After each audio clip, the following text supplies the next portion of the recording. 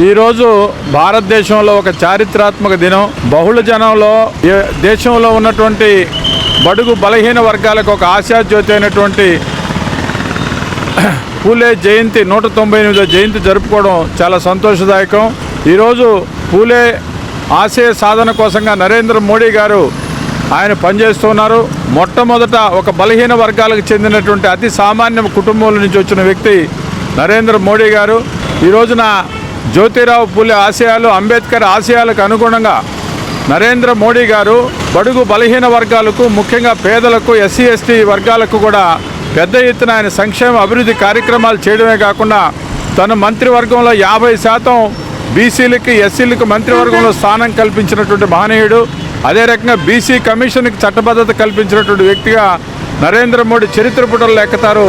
ఆ రకంగా జ్యోతిరావు పూలే జయంతిని ఇవాళ కేంద్ర ప్రభుత్వం పెద్ద ఎత్తున, భారతీయ జనతా పార్టీ కూడా పెద్ద ఎత్తున జరుపుకుంటుందని ఈ సందర్భంగా తెలియజేస్తూ ఉన్నా.